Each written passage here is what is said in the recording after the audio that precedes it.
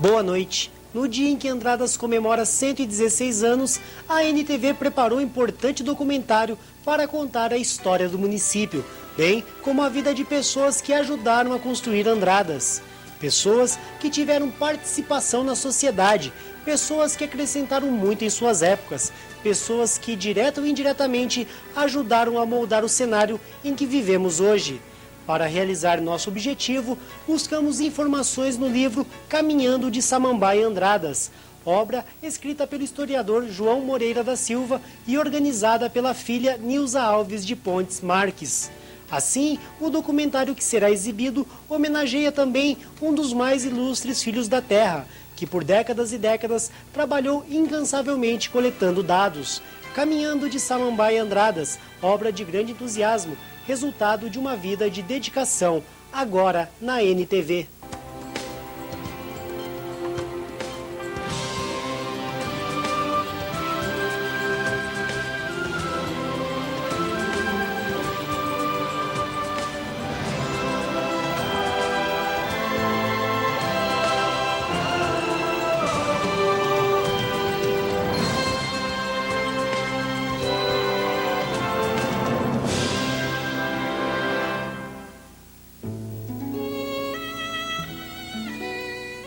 Felipe Mendes do Prado não teve sorte na vida, pelo escravo assassinado, deixando a esposa querida.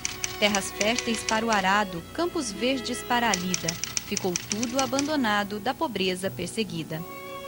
Na poesia, João Moreira da Silva lamenta a sorte de Felipe Mendes do Prado, desbravador de Andradas assassinado por um escravo. Em suas palavras, o historiador parece ter sofrido pela morte do poceiro. Mas como, se nem ao menos se conheceram e viveram em épocas distantes mais de um século? A filha de João Moreira, Nilza Alves de Pontes Marques, conta que seu pai foi apaixonado pela história de Andradas, tendo dedicado sua vida pelas pesquisas referentes às origens de sua família e também do município. O resultado deste grande amor foi um acervo que inclui documentos, cartas, jornais, livros, cartilhas, anotações e fotos. Nascido em 1902 em Andradas, foi professor, inspetor de ensino, escrivão de polícia, musicista e poeta. Casou-se com Benedita Alves da Silva e teve 3 filhos. Faleceu em 1991, perto de completar 89 anos. Começou as pesquisas em 1919 e as manteve por várias décadas, até o fim da vida. Então, com isso foi feito o levantamento em relação à família e que acabou resultando na história da cidade, porque uma coisa acaba ligada à outra. E como a nossa família chegou aqui em 1792, ou talvez até antes, então ficou sendo os dados que o meu pai colheu, que ficou sendo como os dados em relação à cidade. Veja bem, só que os dados que nós temos versa até o rio Jaguarimirim. A outra parte do município ficou até hoje em obscuro. Então, os dados que a cidade tem são os dados que o meu pai coletou. O resultado de tanto trabalho foi a publicação do livro Caminhando de Samambaia a Andradas, lançado em 1996. A obra inclui uma série de histórias envolvendo acontecimentos e personagens do município, como políticos, índios, fazendeiros, viúvas, padres, desbravadores e escravos, pessoas reais que ajudaram a escrever as páginas da história de Andradas. Eu levei 4 anos para ler tudo, todo o material, e listar de acordo com os assuntos. E depois pegar tudo isso e organizar.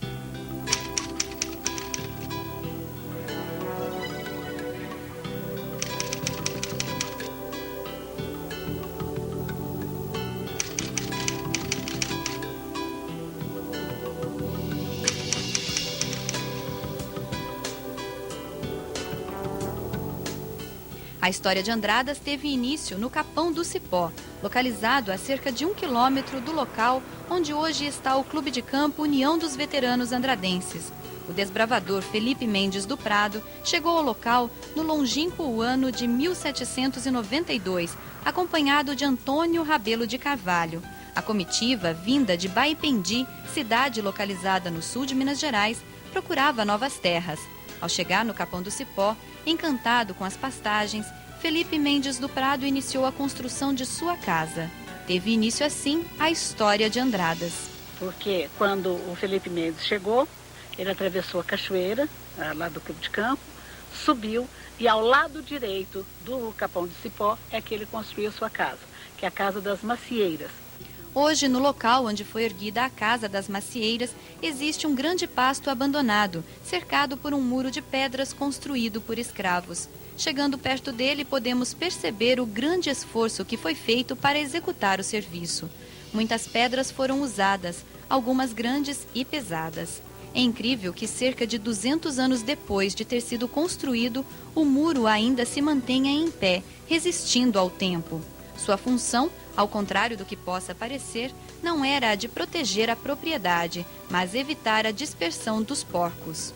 Então nós deduzimos que fosse um mangueiro muito grande, porque naquela época usava, né, os porcos soltos, numa quantidade grande de terra, e que seria relativo a isso. A grande fazenda recebeu o nome de Lagoa Dourada, nome que se reflete até os dias de hoje no grande número de propriedades rurais andradenses que mantêm esta denominação. A fazenda do Felipe Mendes, o local da casa, chamava Macieira. Mas um dia ele saiu daqui, ele atravessou o outro lado do Clube de Campo, ele passou aquela serra, e depois na descida do lado de lá, ele se encantou com umas lagoinhas que eram 3 lagoas, hoje só tem uma. E como o sol batia na lagoa, deixava com os tons assim dourados, ele lembrou para colocar o nome da fazenda. Então aí que ficou chamando Fazenda Lagoa Dourada. Felipe Mendes do Prado foi assassinado por um escravo que não queria permanecer em Andradas. A viúva Francisca Maria de Jesus, ameaçada por invasores, cedeu metade de suas terras ao alferes André de Pontes Pereira. Na mesma época, o padre Manuel Gonçalves Correia também se estabeleceu na região. Andradas, de antigamente, foi formada praticamente com 3 famílias. A do Felipe Mendes do Prado e sua mulher, Maria Francisca de Jesus, ou Francisca Maria de Jesus. E a do alferes André de Pontes Pereira e do padre Manuel Gonçalves Correia. O padre Manuel Gonçalves, ele e suas escravas. Assim, Andradas começou a ser povoada, com os filhos destas famílias se casando uns com os outros. A princípio, o povoado recebeu o nome de Samambaia. Em 1860, foi elevado à categoria de Distrito de Paz e Freguesia, recebendo o nome de São Sebastião do Jaguari. Em 1888, a freguesia se tornou vila, passando a chamar-se Caracol. Porém, a instalação oficial deu-se somente 2 anos depois, em 22 de fevereiro de 1890, data que passou a marcar oficialmente a fundação da cidade. Em 1925, a vila finalmente foi elevada à categoria de cidade, mas as mudanças não pararam. 3 anos depois, Caracol recebeu o nome de Andradas, em homenagem ao governador de Minas Gerais, Antônio Carlos Ribeiro de Andrada. Muitas coisas aconteceram em Andradas de 1792 para cá. Você verá a seguir a história de Cachico, andradense enforcado pelo assassinato de um homem, última pessoa em todo o estado de Minas Gerais a ser condenada à morte.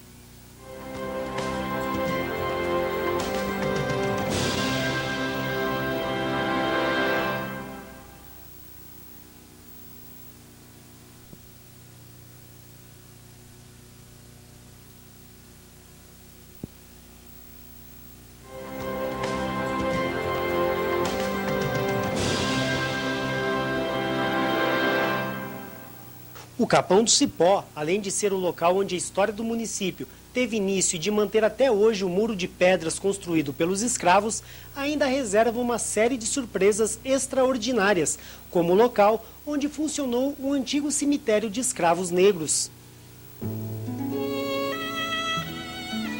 Seguindo pela estrada a menos de 1 quilômetro da casa de Felipe Mendes do Prado, encontramos o local onde no passado existia um cemitério de negros.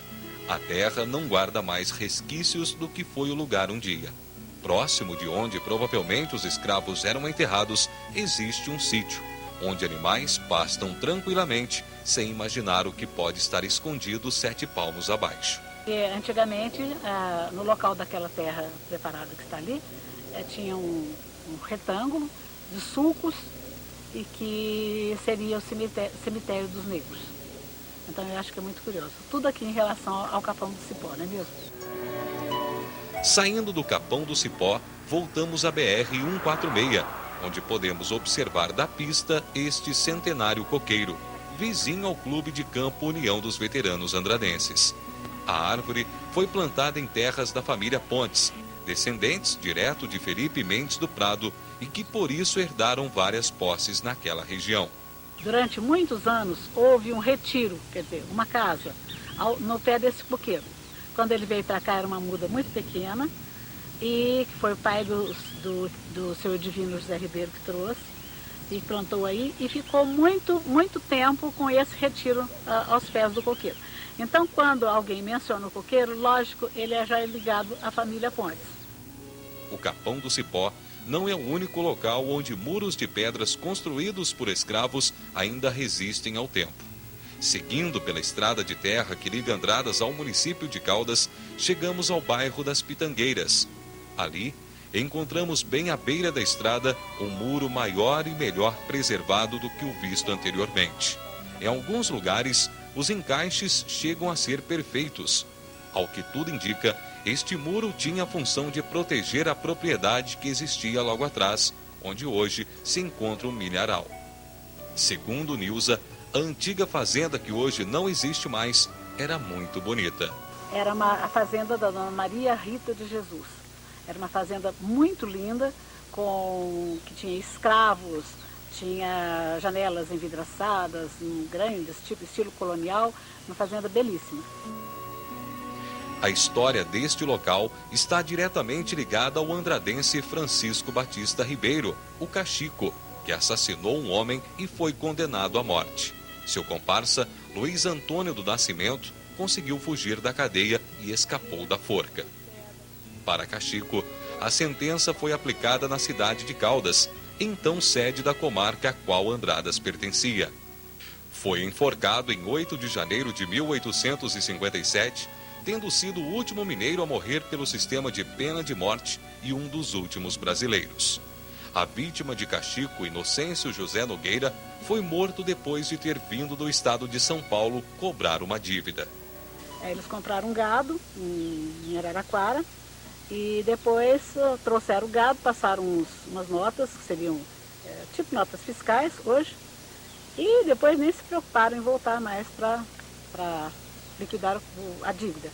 E lógico, o Inocêncio veio atrás, ele com um irmão, e chegando aqui, então, eles premeditaram a morte dele, que foi no Mato do Cachico, é logo ali atrás.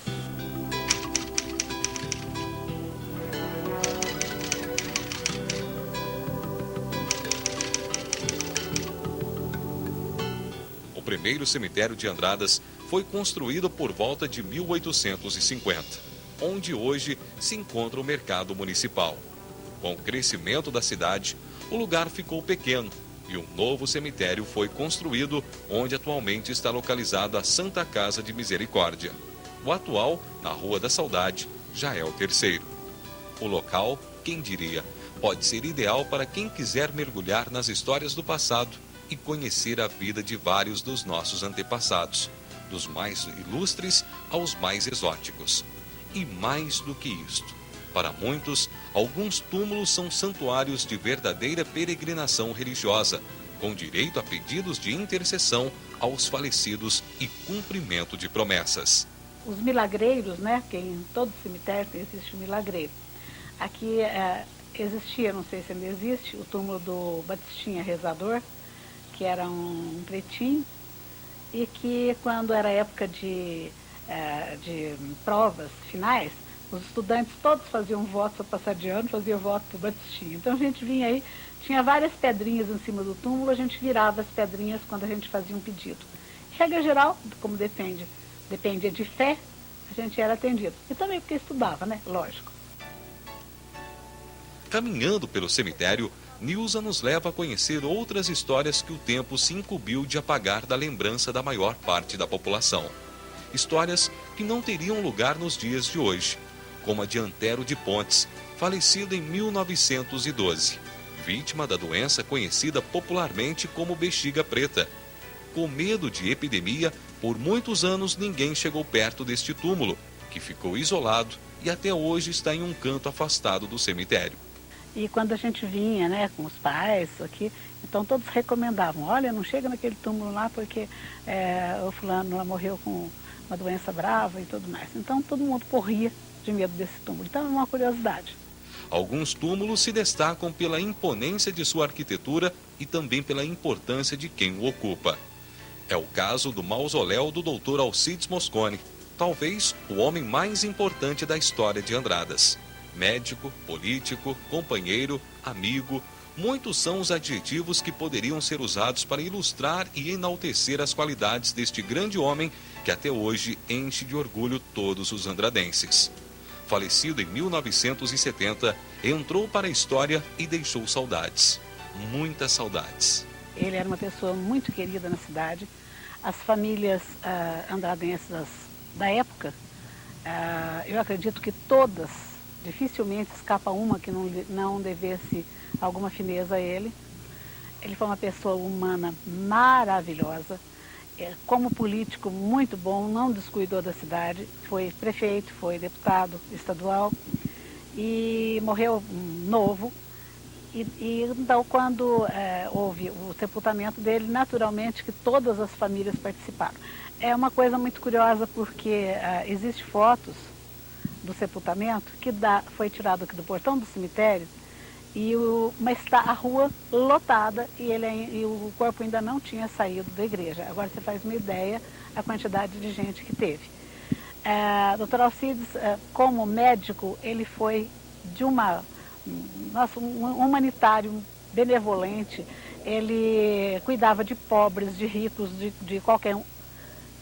Quem viesse para o lado dele nunca saiu sem ser atendido.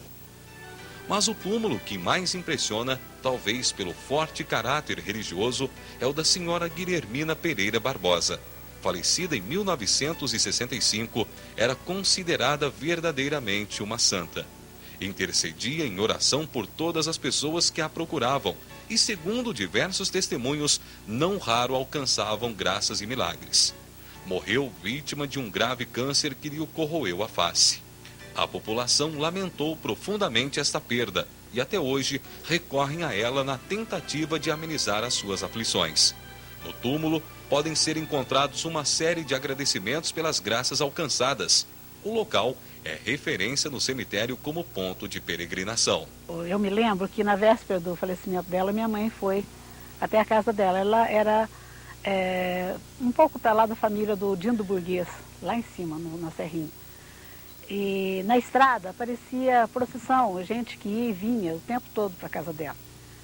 E quando chegava alguém, ela estava sempre com o rosto coberto com lençol, ela perguntava se tinha coragem de ver o rosto dela. Se alguém dissesse que sim, ela descobria. Em caso contrário, não, ela ficava com o rosto coberto. Você pode ter certeza que aquilo que você pede por intercessão dela é atendido. Antes de partirmos, Nilza nos apresenta mais um túmulo, aquele que para ela é o mais importante, o túmulo de seu pai, João Moreira da Silva, autor da pesquisa que resultou no livro Caminhando de Samambaia a Andradas, obra que está servindo de base para este documentário. Meu pai, desde pequeno, ele se interessou pela história e a história da família, porque a história da história da nossa família que surgiu a história de Andradas, que ele não tinha por objetivo a história de Andradas, mas enfim, tudo aquilo que ele listou, que ele organizou, é que surgiu esse trabalho em relação à cidade. O tempo foi passando e Andradas foi crescendo. Não apenas os antigos cemitérios ficaram cada vez menores, mas também as pequenas capelas tiveram que ceder espaço para a construção de templos maiores. A seguir, o surgimento da bonita igreja matriz de Andradas, bem como histórias de padres que ajudaram a construí-la.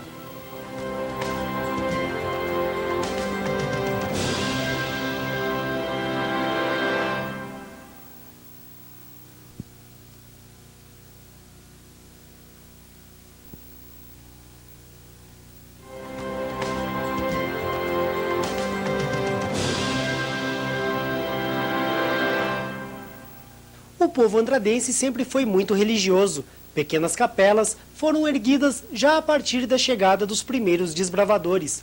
A fé deste povo se refletiu na construção da Igreja Matriz, certamente uma das mais bonitas de todo o sul de Minas Gerais. Com o crescimento da população, foi necessário levantar um templo digno das necessidades dos fiéis. Foi o padre Aristóteles Aristodemo Benatti, o padre Benatti, quem alavancou o sonho de construir uma igreja suntuosa. Em 1914, a pedra fundamental foi lançada. Para muitos, a ideia era praticamente impossível de ser concretizada. Porém, o bom padre dominava a arte da construção e, arregaçando as mangas da batina, comandou o início das obras. Foi a terceira igreja a ser construída naquele local. A primeira era uma construção muito simples, tipo dessas capelinhas de beira de estrada. Depois, essas terras eram de Cândido José Mendes. E ele casou-se com a Plácida Joaquina dos Reis e ela fez uma promessa para São Sebastião para que fosse construída uma igreja em memória a São Sebastião. Então, essa segunda igreja, que ficou muitos anos em pé, é que no mesmo local é que foi construída essa matriz que hoje nós temos. Inclusive, a pequena ficou dentro até quando pôde ficar dentro. As obras começaram, mas Padre Benatti foi embora da vila de Caracol, deixando o trabalho inacabado. Assim, outros sacerdotes administraram o serviço, apoiados pela contribuição ativa dos fiéis. Até que no ano de 1941, 27 anos após o início, a igreja finalmente ficou pronta. Aí todos os padres que vieram após ele, todos deram a sua contribuição, especialmente a colônia italiana. Os italianos participaram muito, ajudaram muito em tudo quanto foi eventos que fosse favorecer a igreja. Inclusive, os descendentes italianos ainda são os que mais enchem os bancos da igreja. Reza o ditado que não existe nada pior do que praga de padre. Se ela pega de fato, nunca iremos saber.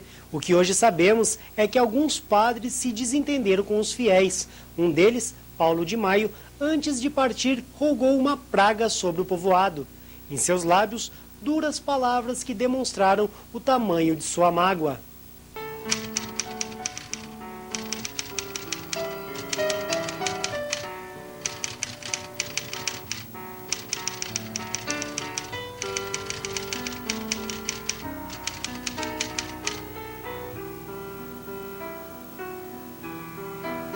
Padre Paulo de Maio partiu e não deixou saudades. Brigou com seus vizinhos, que o trataram duramente, demonstrando o tamanho do descontentamento. O motivo da briga foi o gado do padre, que pastava em terras alheias. E ele tinha um gado, bastante gado, e ele soltava o gado nos pastos dos vizinhos. E os vizinhos ficavam furiosos, porque, logicamente, não estava dando certo. E a briga foi muita entre os vizinhos e ele acabou mudando para a cidade, aqui no local onde é o fórum hoje. Ele tinha uma casa velha e acabou morando aí. Aí depois eles fizeram uma festa, e era uma cavalhada, que é uma festa folclórica daquela época. E eles cerraram os esteios do palanque, e quando chegou a hora que ele foi subir no palanque, lógico que o palanque desabou.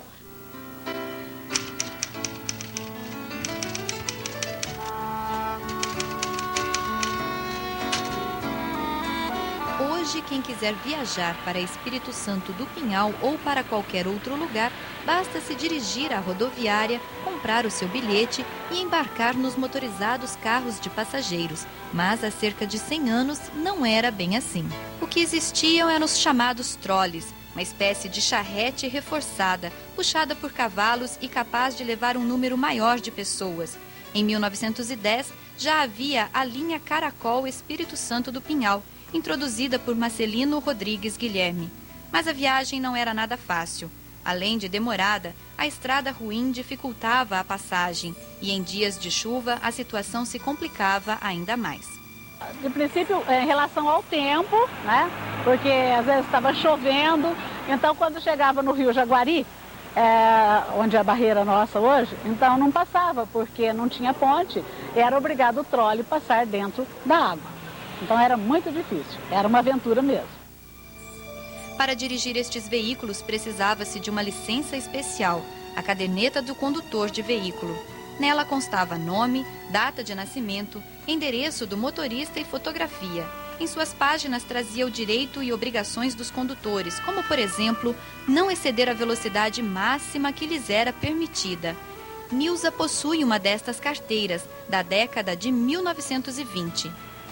Quem vê o trânsito em Andradas nos dias de hoje não consegue imaginar como era antes, quando ainda não existiam tantos veículos motorizados. O que existia em várias partes do país e que se transformou em anseio do povo caracolense eram as linhas de trem. Ser cortado por elas garantia progresso às localidades e status a seus habitantes. Houve movimentos populares para fazer com que este grande benefício chegasse aqui, o que nunca aconteceu. Porque desde 1896 já era um sonho que tivesse uma estrada de ferro ligando Andradas a Pinhal, que isso facilitaria para o comércio a Mojimirim, porque Mojimirim era um grande centro. E em 1925, 26, ainda estava no auge o sonho desse andradense. O que acontece? Os acionistas que investiram nesse sonho perderam muito dinheiro na época, porque não acabou sendo concretizado. Dizem que o Coronel Oliveira, da rua Coronel Oliveira, né? De tanto ele dar atenção para esse tipo de coisa, ir para as roças e olhar local de que ia abrir a estrada e tudo mais, ele acabou ficando doente e morreu em 1902.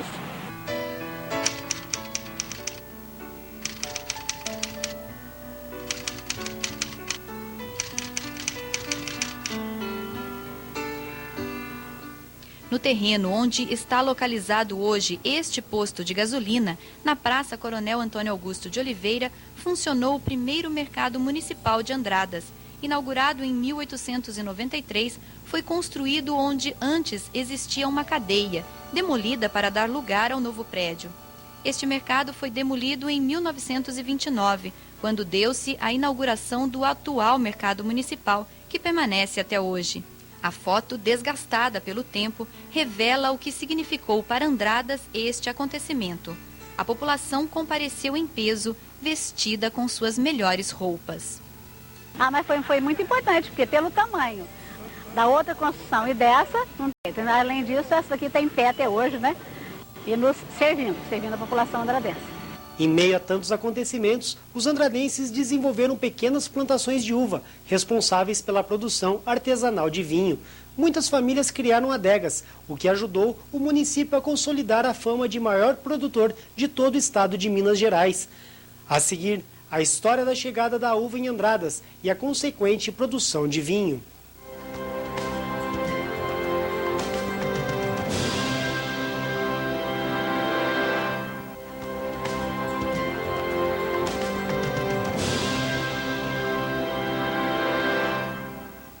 Segundo narrativas de antigos habitantes, existem 3 versões quanto ao início do plantio da videira em Andradas.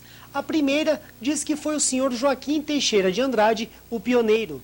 Na segunda versão, fala-se que o início do plantio das videiras deve-se ao senhor Francisco Daniel de Pontes. E, finalmente, a última versão dá ao coronel José Francisco de Oliveira esta primazia.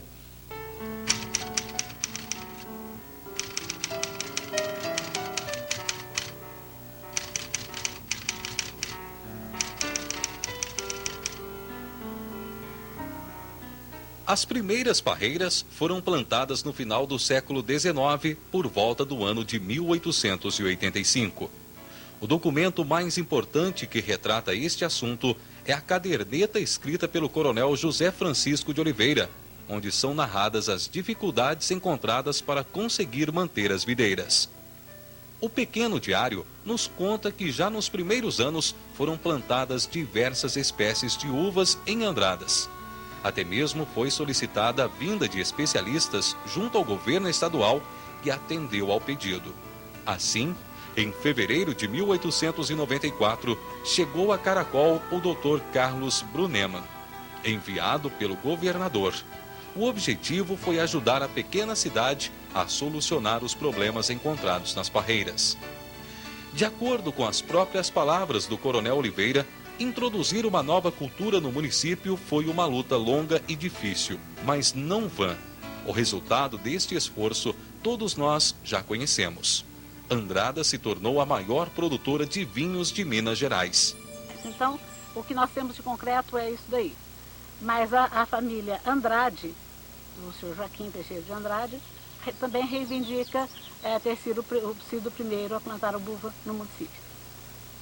Agora, em relação ao vinho, também é a mesma disputa entre os dois, a família Andrade e a família Oliveira. Alguns dizem que é do Coronel Oliveira, o outro é do Joaquim Teixeira de Andrade. Bom, sendo um ou outro, eu acho que os dois nomes não podem ser desvinculados. Foi uma coisa muito boa para Andradas, desde que o vinho hoje ele traz divisas, traz emprego, e então eu acho que foi muito legal o que eles fizeram. Andradas atingiu o auge de produção de vinho nas décadas de 50 e 60, quando foi criada a Festa do Vinho. Após este período, a produção de uvas entrou em decadência, substituída pela cultura do café. A intenção é reverter este quadro. Uma série de trabalhos estão sendo feitos para esclarecer as vantagens dos produtores para que desenvolvam mais de uma cultura.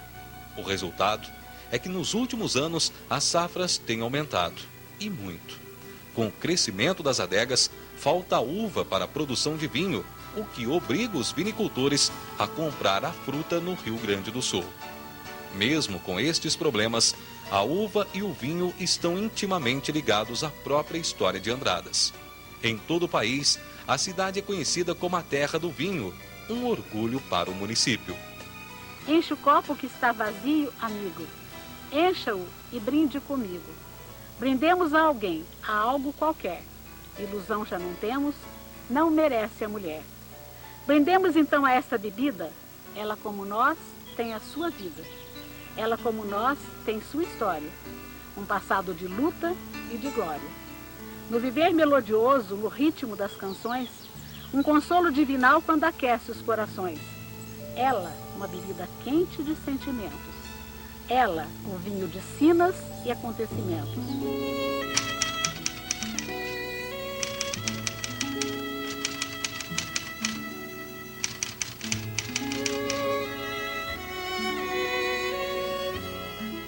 Andradas não escapou desta realidade. Por aqui também viveram muitos escravos. De forma geral, todas as pessoas abastecidas financeiramente possuíam escravos. Então houve senzalas, igual em outras partes. Então era um sinal de status a pessoa que tivesse mais escravos. E com isso aconteceram muitas coisas que são engraçadas, outras são tristes. Na Praça 22 de Fevereiro, onde hoje funciona a Prefeitura Municipal, existia uma fazenda de propriedade do senhor Antônio Ribeiro com alguns escravos. Um deles ficou conhecido pela arte de fugir. Porém, não era bom em se esconder e logo era recapturado. Qualquer coisinha ele fugia. E certa vez ele desapareceu. Procura, ninguém encontra.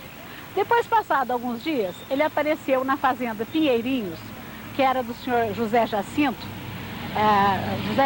Teixeira, que era amigo do dono dele. E ele chegou lá morrendo de fome, dizendo que ele tinha andado muito, que ele estava muito cansado e pediu um prato de comida. Eles perguntaram de onde ele era, ele disse que ele tinha ido de um lugar chamado Samambaia, muito distante. Quer dizer, ele andou pouco, coitado, só subiu a serra e foi parar na fazenda dos Pinheirinhos. Aí o senhor José Jacinto mandou selar um cavalo e veio, trouxe ele de volta e entregou ao dono. Outro escravo, de nome Antônio Pinto, também ficou famoso pela sua grande disposição para dançar forró. Morador do bairro dos Lobos, caminhava grandes distâncias para poder se divertir. Eles prendiam, fechavam na senzala, ele saía da senzala, ele ia a pé até Caldas, dançava a noite inteira e voltava para os Lobos. Entrava na senzala e levantavam cedinho e ia embora para trabalhar numa boa. Voltamos agora à casa da historiadora Nilza Alves de Pontes Marques, onde está guardado o impressionante acervo de João Moreira da Silva. Ter acesso a estes documentos é o mesmo que penetrar na máquina do tempo. É uma ponte para o passado. Não são poucas as informações que aqui descobrimos e que ainda não contamos. Uma delas diz respeito ao ex-presidente Juscelino Kubitschek, que visitou Andradas quando ainda era governador do estado de Minas Gerais.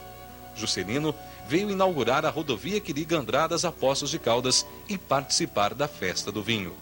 Nesta foto, ele está no trator derrubando uma paineira que obstruía a pista. Nesta outra, ele está ao lado do deputado estadual, Dr. Alcides Mosconi. Depois de passar por Andradas, o governador viajou para a vizinha cidade de Espírito Santo do Pinhal, onde lançou oficialmente sua campanha à presidência da República. Nilza possui o jornal da época que traz esta notícia. Portanto, Juscelino lançou-se candidato a presidente do Brasil em Espírito Santo do Pinhal, que no auge da produção do café era importante centro regional do interior paulista. Agora é uma época que está sendo, ele está bem em evidência, né, por causa dessa série. Lançado em praça pública a candidatura do senhor Juscelino Kubitschek à sucessão. 3 de 8 de 1954. Aqui está o doutor Juscelino e o doutor Alcides Mosconi. E não para por aí. O acervo de fotos antigas é muito grande. Vamos ver algumas delas. Sepultamento do padre Mariano Garzo em 1910. Avenida Bias Fortes, próxima à esquina com a rua Padre Benatti. Foto de 1936 da Praça Dr. Alcides Mosconi, ainda sem o coreto. Na época, a praça se chamava Getúlio Vargas. Foto também do ano de 1936 da praça, agora com o coreto. Igreja Matriz e Praça Getúlio Vargas na década de 40. Família Tonon, foto tirada no final do século XIX. Famílias Marcon e Estela juntas, também do século XIX. A família do senhor Guilherme de Oliveira Vistim.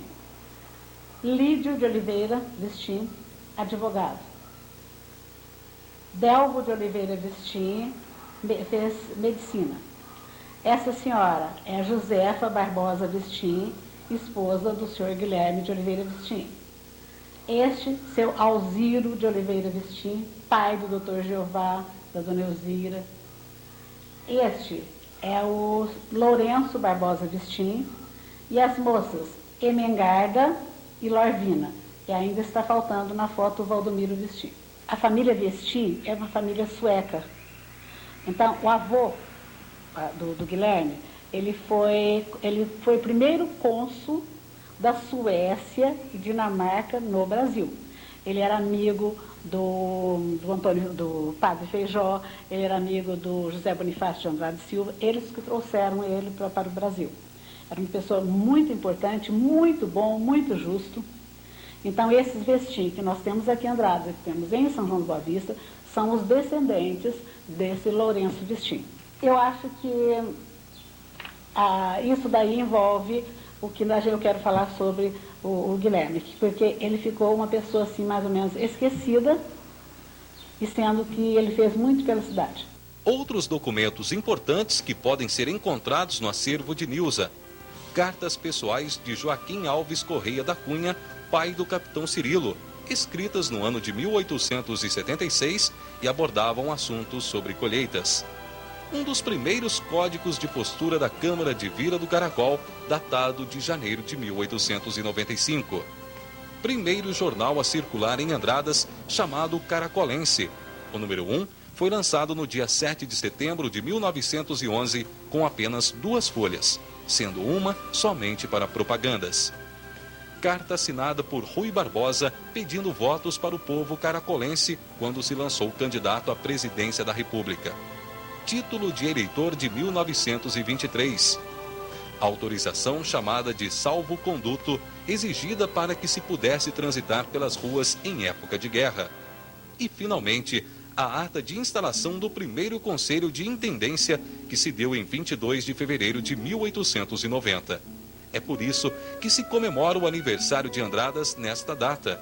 Este conselho foi a primeira forma de governo que funcionou no município. Não houve eleições e os intendentes foram nomeados pelo Estado. sendo Teodoro Higino Brandão presidente e Quirino Gonçalves Lopes o vice. Isso em 1890. Em 1891, o Teodoro já caía fora e entrava no lugar dele o Dr. José de Araújo Mato Grosso, um médico. E depois, em 1892, aí ocorria a primeira eleição. Certamente, este documentário não teve a pretensão de encerrar o assunto. Deixamos de contar várias histórias interessantes que poderiam ter acrescentado muito a este programa. Elas ficaram para uma próxima oportunidade. Andradas não irá parar. Nossa bela e progressista cidade sempre crescerá. Os filhos de nossa terra continuarão a amar cada pedaço deste chão onde vivemos. Porque é este o nosso diferencial. De nada adiantariam belezas naturais, povo hospitaleiro, qualidade de vida e outros aspectos se não houvesse amor. Amor pelo povoado de Samambaia, amor pelo distrito de São Sebastião do Jaguari, amor pela vila de Caracol e amor pela cidade de Andradas, porque a história de cada um de nós se confunde com a história do município. Se olharmos para trás, em algum lugar nos encontraremos no passado. Nossas vidas possuem raízes tão profundas que são impossíveis de serem arrancadas. Parabéns, Andradas, pelos seus 116 anos, abençoada que é por Deus. Como diz o hino, quem te conhecer sempre há de te amar.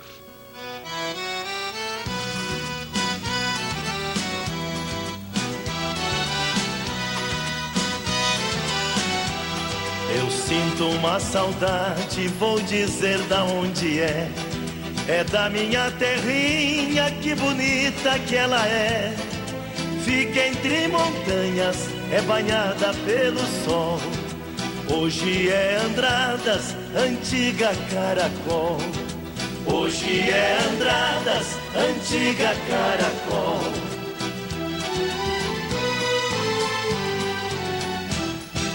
Oh, que maravilha os teus verdes parreirais. És a cidade joia da velha Minas Gerais. Tuas praças são tão belas, tua igreja é altaneira. És pétala de rosa aos pés da mantiqueira. És pétala de rosa aos pés da mantiqueira.